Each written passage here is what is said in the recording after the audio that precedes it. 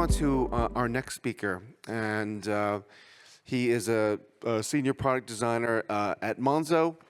Probably not a firm I need to give a lot of description on, other than they were part of the wave of UK challenger banks. Monzo, I believe, was founded in 2015.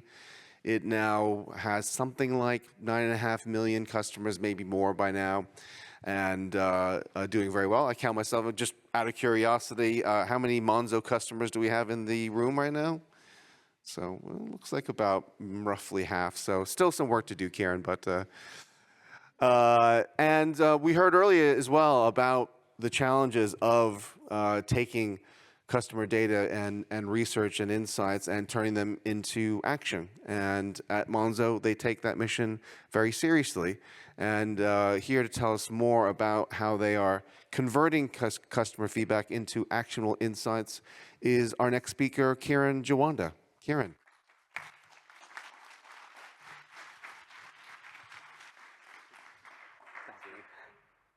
Thanks, Herb.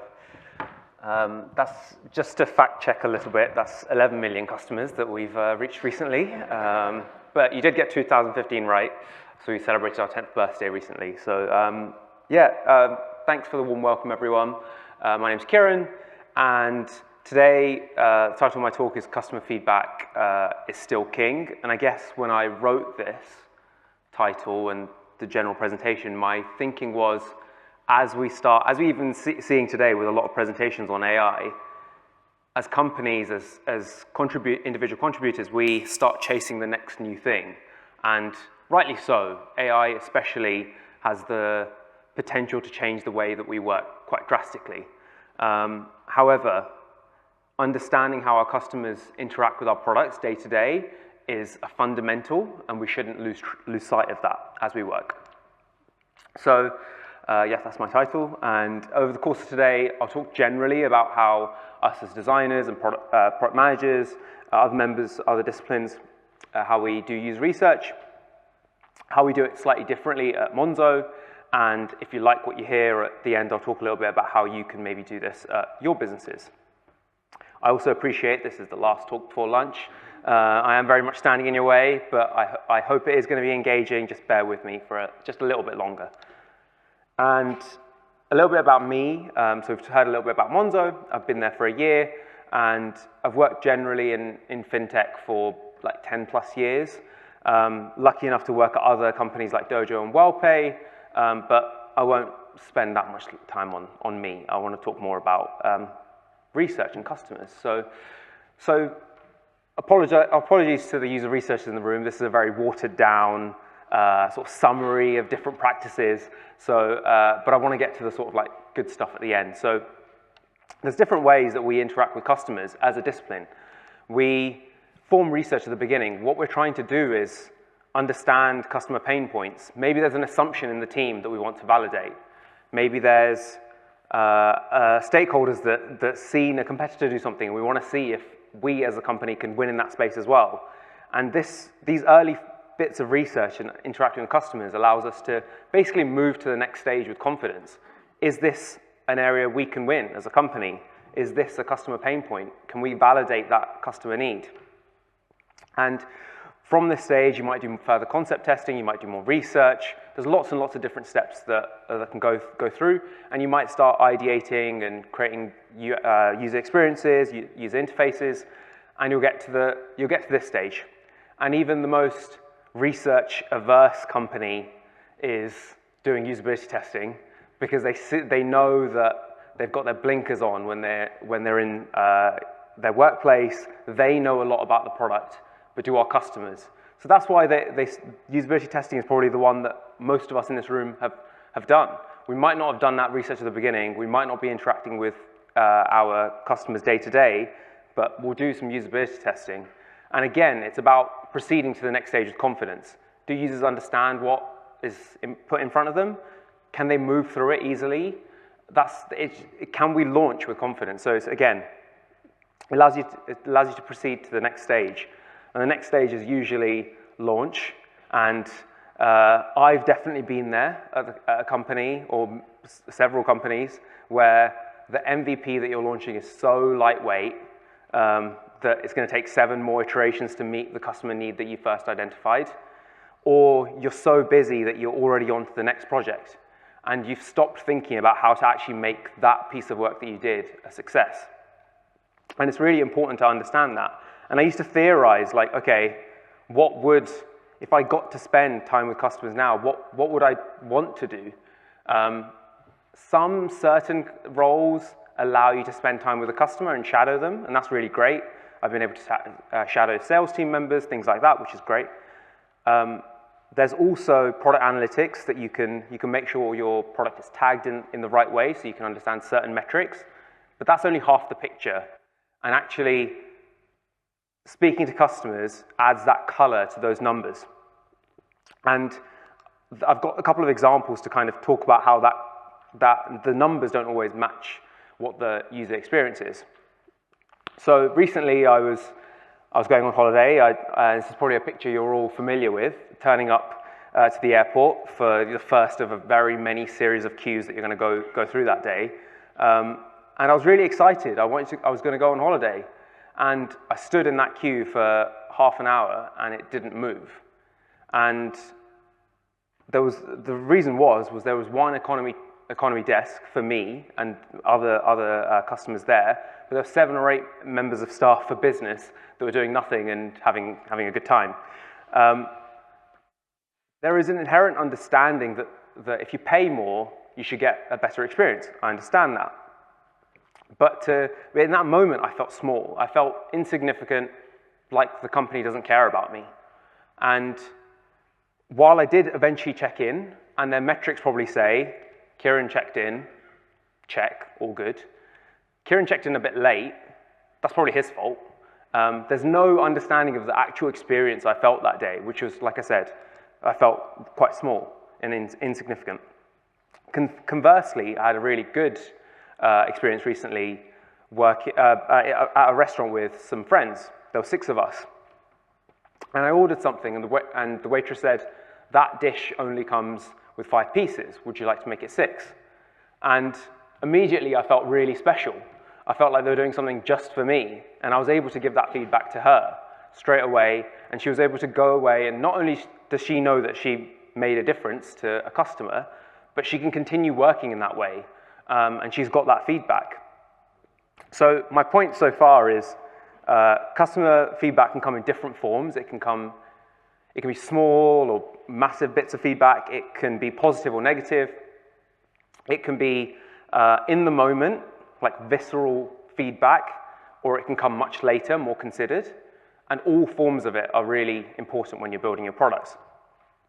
When I worked at a payments company before, I'd listen into customer calls, and someone would give a really angry reaction on the phone. And my initial thought is like, they're treating our customer operatives really badly. Like, I almost want to dismiss this opinion. But when you're working in finance, you need to hear that customer's frustration, what they're going through, and especially working in fintech for so long, you realize, like, it's people's financial lives. It's so important to anything they're doing, whether they can pay a bill, whether they can go on holiday. Like, this stuff matters. So you need to hear that feedback. That maybe it's anger, and you need to use it as fuel to when you go back to work. And so far, you've probably thought, well, I was excited about this Monzo talk. He's told me about research, and then he's told me about consumer experiences, which I go through every day. But there is a point, and the point is when we go to work, we almost forget, unless we go through them ourselves, we forget those customer experiences. We stop maybe caring about them. We stop thinking, like, actually, I'm too busy. I've got the next project to work on. There's too much feedback to look at. But actually, using it, learning from it, will help you create really engaging products. And it will also give you validation that you're moving in the right direction. If your customer tells you you're doing something great, it's going to make you feel good about the work that you're doing.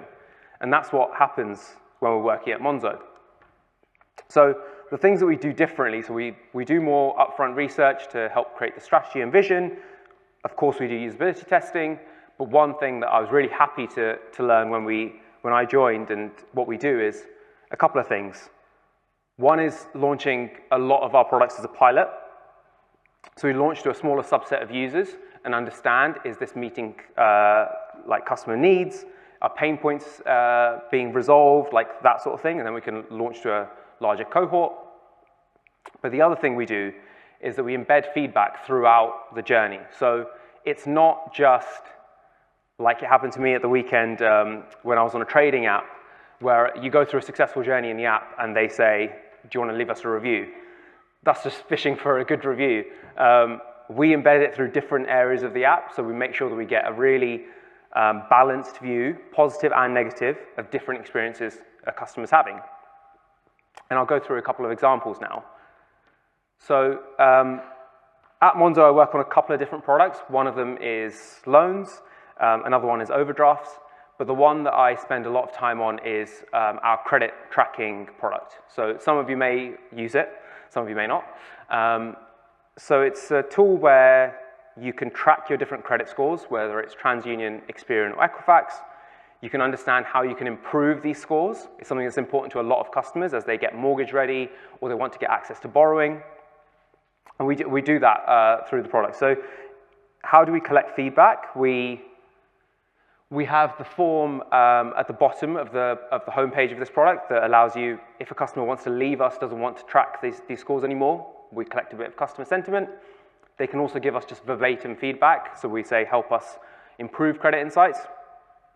But also embedded through the journey and different places where we feel like we'd be interested in gathering more customer feedback, we embed a feedback form. So the other example I've got on the screen is an action, and we have several actions that we display to users. Here are the different things unique to you that could help you build your credit score. And this one is getting on the electoral roll. This is how many points it can have and boost your credit score by. Here's how you can do it. And we feel like this is a specific page where a customer might feel like it's not relevant to them. They might feel like this page is confusing. And we want to gather that bit of feedback. And this is an example of how we do it through the app. So that's one thing, doing it through the app, not just in like one shot when you actually like want to just fish for a positive response. The next thing is embedding it where we work. So the next great thing is that it's embedded in Slack. So just as I'm talking to my product manager, just as I'm talking to a fellow designer, I will see customer feedback coming through in a Slack channel right there and then. And I spend most of my time in Figma, but the second most used tool is Slack, so it's just really great that it's embedded in my workflow. So that's the second thing.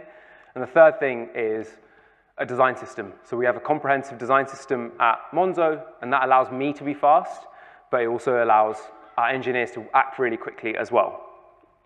And having these three things together allows us to react really quickly when customers have issues, but also for us to reprioritize certain bits of work we're doing. It is what we're working on right now, the most impactful thing that we could be doing. And I've got some examples that sort of explain this a bit better. So the first thing is, when we launched Credit Insights, we launched with only 2 credit scores. And there are 3 major ones in the UK. We knew we wanted to launch with 3. Our vision dictated that a holistic credit health was important to customers.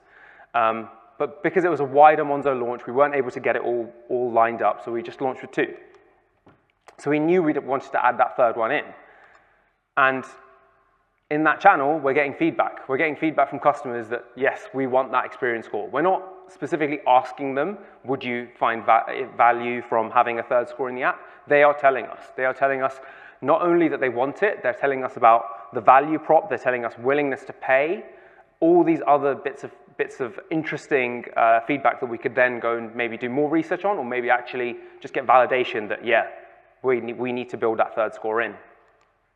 Next, it allows us to reprioritize. So when I first joined the company, our vision dictated that customers really cared about their score changes over time, and they want to see how it goes down, how it goes up, why it's going up and down. But our feedback was, our customer feedback channel was not stating this. It was not something that customers were continuously asking for. What they were saying was, that they notice something on their credit report that maybe didn't look right. Maybe it's a missed payment that they didn't recognize or an account that they don't recognize. And while they could go to TransUnion and get that disputed, we felt that we could embed that journey more closely in the Monzo app, and we did. So we reprioritized. We're not hearing as much about score history, so let's work on the thing that customers are asking for. And that has now shipped. And this example is actually my favorite, and when people ask me what it's like to work at Monzo, this is the example I run through. So you see the bit of customer feedback that's come through, and a customer feels like actually tracking their score in Monzo is affecting it, and that it's hurting it. And they're worried about this. And this is a unique lose-lose situation. So not only is Monzo losing customers because of this, it's not true. Firstly, it's a soft search we use, so it doesn't actually affect your credit score. So yeah, Monzo's losing, but also this customer and many other customers are losing as well because they want access to credit health tracking tools. This is why they signed up, but they're not staying with it because they feel like that it's hurting their score. So what can we do about it? So a product manager messaged me and said, is there anything we can do? We've seen this a few times now. And I was able to, using the design system, spin up a design really quickly. And if you can't see it, there's a small call out there that basically just says, using Monzo to track your credit score isn't going to affect it. And then someone else jumped into this chat and said, actually, can we tweak the copy? And while as designers, sometimes we can be very protective over our work, you come to learn not to maybe have, okay, nope, we're back. You come to learn that not to be so protective over it, because if someone has a copy tweak, we're all working towards the same goals. We all want to make sure the user is getting the best out of the product possible, as they possibly can. And if this copy change doesn't work, we can always change it. We'll get more feedback. So I'm very comfortable. Someone wants to come in and tweak the copy. It's all good. Let's do it. And then an engineer joined the chat and suggested, yep, this is what it looks like in staging, suggested a slight tweak to the design relating to colors of icons, and it was deployed to production. And that was, if you can't see the timestamps, over the course of a morning, and how quickly we can act to, when a customer is having an issue, and actually change it within the product. Some of you may be thinking, well, you guys at Monzo must just have loads of time, you must prioritize this stuff, you must have whole teams that prioritize this stuff. And in a way, you're right, we do really prioritize this customer feedback that we get, but we're busy as well. Like everyone in this room is really busy. And I did, as I was coming through these screenshots, like building this deck, look back and think, it took me almost 3 hours to add a box to a screen. Do I really want to showcase this at a conference? And I realized it took me 3 hours. I must have been busy. I'm sure I was in meetings that day. And funnily enough, that specific day, I was running rounds of user research with my product manager on something different.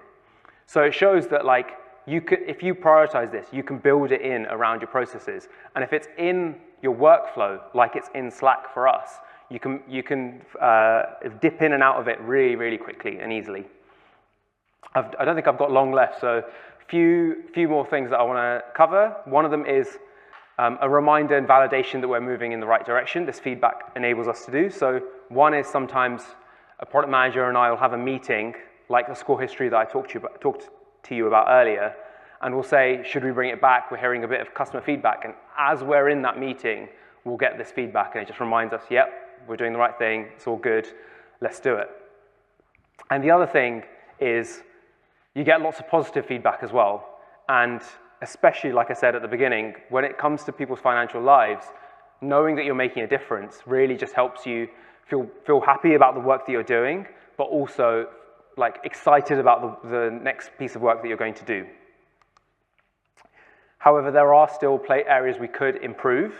One of them is specifically linked to AI, and we are testing it at the moment. So could we utilize AI to summarize customer feedback better? Yes. Could we potentially pull out keywords from these bits of customer feedback and potentially into a Looker or something like that, we could. However, we also want to make sure that we don't lose sight of that verbatim customer feedback. And right now we're able to stay really close to the customer and listen to their like almost every word. So while using AI summarization and things like that is way more scalable, we don't want to lose sight of that customer feedback as well. And hopefully over the course of the presentation, I've explained why you should do this, why staying close to the customer and listening to this feedback will help you create engaging products. It will help you, it's going to let customers see a product change over time.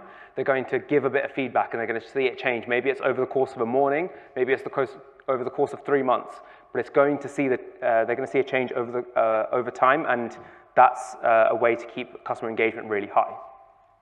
So in terms of how you can do this, I've worked at large corporates and I've also worked at startups. So I've been there where like this sort of stuff is not prioritized. And what I have done or would do differently in these scenarios is vary the way that I speak to customers.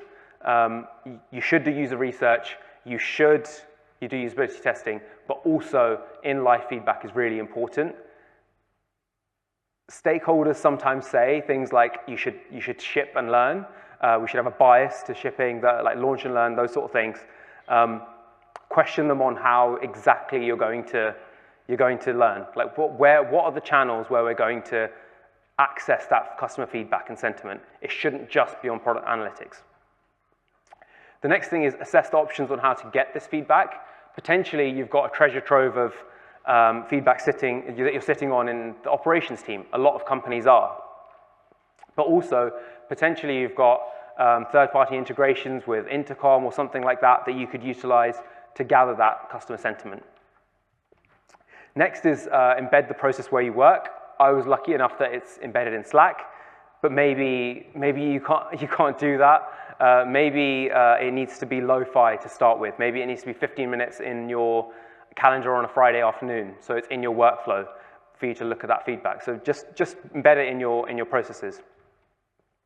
Next is fight for the space to do this. And I've done this before with product managers. Empathize with the product managers. It's tough. They are often solely accountable for the impact of the work that the squad is doing and also the output. But maybe it's, can I have 10% of one engineer's time per cycle? Now that's pretty small, but 10% is like half a day, and I showed you what's possible in half a day. And maybe you won't be able to get customer value in someone's hands that day. Maybe it'll be a couple of weeks go by, or maybe it's 3 months. But over the course of over the course of 3 months, 6 months, you'll start to see how your product is changing and changing with what the customers have said. And lastly, if you're lucky enough to have a design system, I'm not going to talk about the value of a design system. That's a whole other talk. But if you have one, use it. And I don't think I need to preach it to this crowd, probably. But there are definitely lots of designers who feel like a design system halts their creativity, stops them from like doing what they want to do and the reason they got into design. But we have a design system designer in our team, and he said 80 to 90% of your app should be using design system components. The reason for that is it allows for a lower cognitive load for users. They will understand how components behave on the specific page. They'll really be able to focus on the content. And that next 10%, 15%, whatever it is, you can add really bespoke components to create a magical, great experience, but leave it for that little layer on top. And what all of that's going to enable you to do is act really quickly, and likewise with your engineers, and it'll give you more space to actually listen to this customer feedback. So that's me, and thank you for Andy and the DB conference for having me. If you liked what you heard in terms of how Monzo works, we are hiring, and yeah, thank you for listening.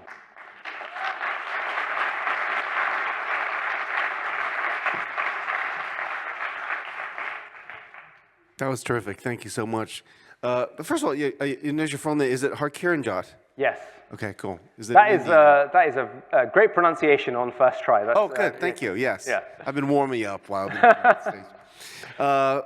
Really interesting, and it's fascinating to hear your experience with it. I was wondering, is there either at Monzo or at other companies you worked at, or maybe at another, involving another entire company that didn't involve you directly, is there a kind of hero story about where this sort of customer feedback really made a major impact on a company or its one of its products?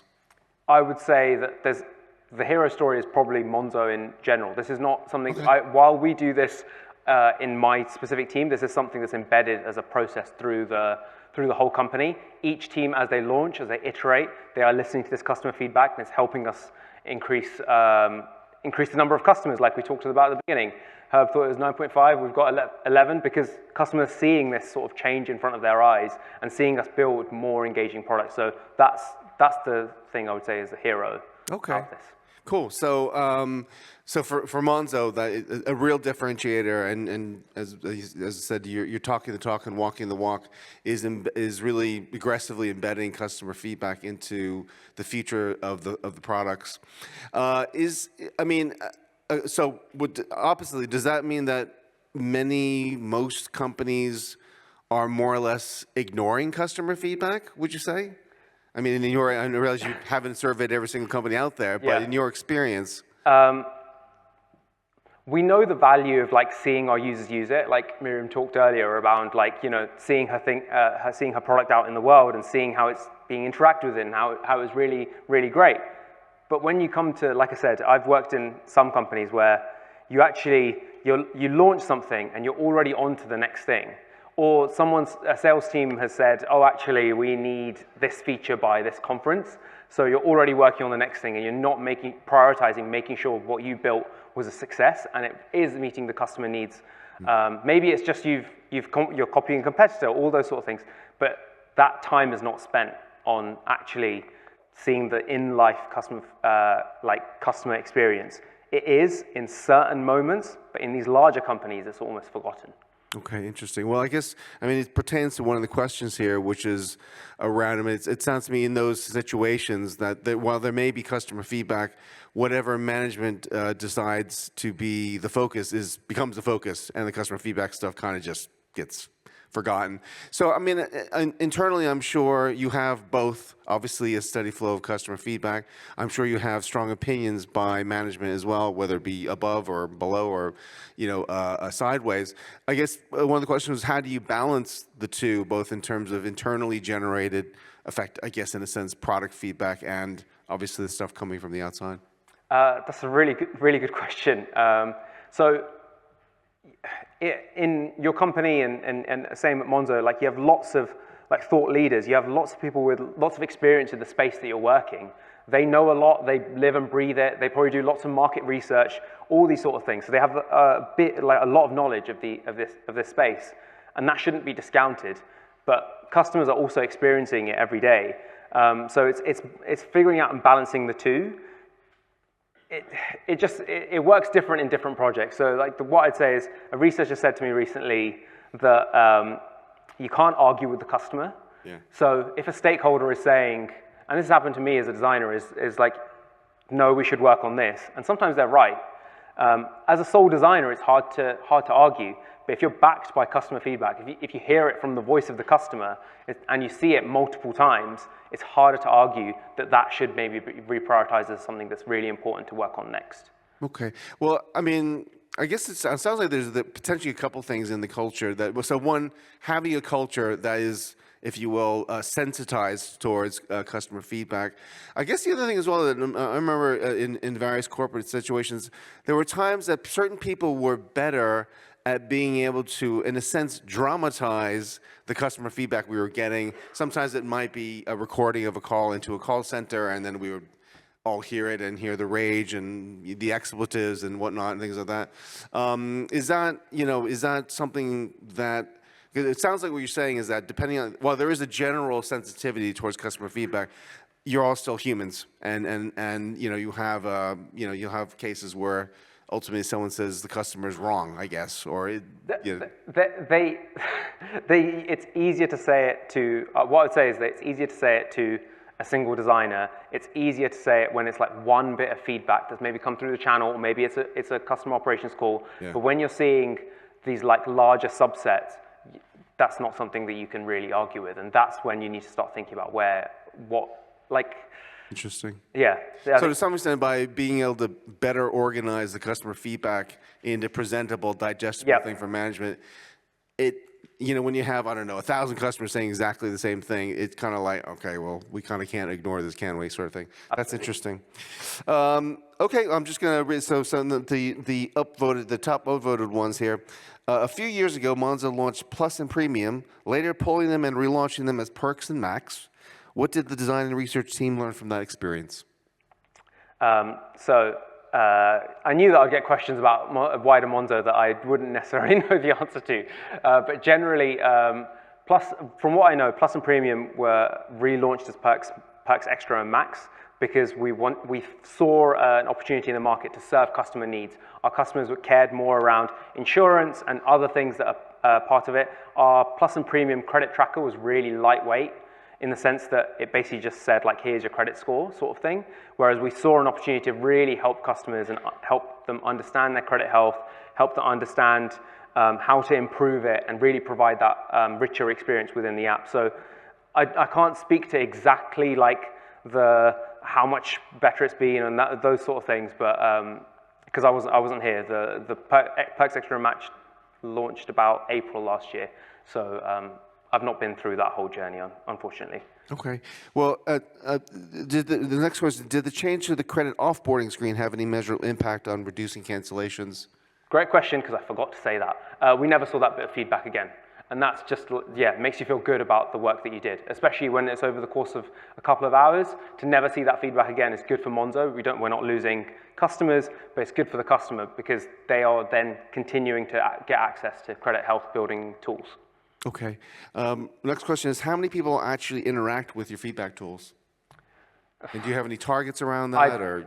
We don't have any targets. Okay. It's an interesting thing that as we start to maybe use AI and start to summarize, like how many bits of feedback have we got this month, that sort of thing, will be interesting to learn. But it's not a metric I'm interested at the moment to track. It's because I'm just here seeing the verbatim feedback, and it's so constant that there's no need to sort of like look, there's 20 today or 50 today, that sort of thing. And related to that is, do you ever worry that you're missing feedback from customers who aren't able to or aren't inclined to offer it? Or do you get so much already that you're just like, oh? No, that's also a really interesting question. Monzo wants to make money work for everyone, so those bits of feedback are just as important as the rest. While we are working with this, we still have a very extensive user research team that is going out and learning from customers, going out and learning like different accessible needs and all these sort of things about how we can serve them better, and we should always strive to do a better job in that space. Okay. Another question here upvoted, how do you set up Slack channels for feedback with customers at Monzo? I am not going to destroy engineering's work. I think we will do a blog post about this in the future, which will have more detail on that specific thing, so watch the space. Cool. And whose idea was the 1P challenge? The 1P challenge, I think it originated from actually some design workshops. I was walked through it the other day at our Design Monthly, and a couple of designers came together, and I think it's like based off customer needs and actually looking to help customers save over time without actually having to think about it. And that was a sort of initial like nucleus of the idea, and it became this like massive thing, and it's been really great for Monzo, not only just for like customer signups for the challenge, but in terms of like new customers signing up for Monzo, and also like a byproduct has been Credit Insights, my product, also getting further users as well. So it's been a really, really great launch. Cool. Okay. Final question. Do you have any means of notifying customer who've had their feedback result in a change or ignored? This is lots and lots of really great questions. I did skip that in the what we could do differently because yes, that is the other bit that we should do. So we should do AI summarization, but we have thought about this in our hackathon last year, but we ended up not doing it. And I think it will be something that we proceed with this hackathon. It's how can we let a customer know that their feedback is in red, and how can we let a customer know that it's impacting the work that we're doing? So yeah, we could do way more there, and it's on our radar. Does seem to be like a potential inspiration for how you communicate your value out to the customers is the fact that they are part of your product journey, if you will. Absolutely. Like my product manager said recently, like his dad was filling something out, and he felt like, do people really read this? And product manager said, I read every single one of these, and the customer didn't know. So it's like we could do more to make sure they're part of the journey, especially with Monzo. Like it's the way it's growing, the way that it's like almost like a cultural thing. For customers to feel part of it is something that's important to us.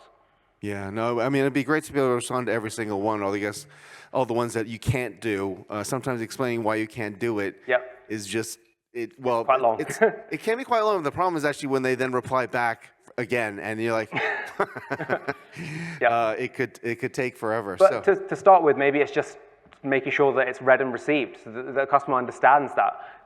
The next layer is maybe responding and things like that, but for a customer to understand, like, someone has read it, multiple people have read it, and they are thinking about it, that's already makes me feel like, this feedback's making a difference. Yeah, fantastic. Kiran, thank you so much. Thank you.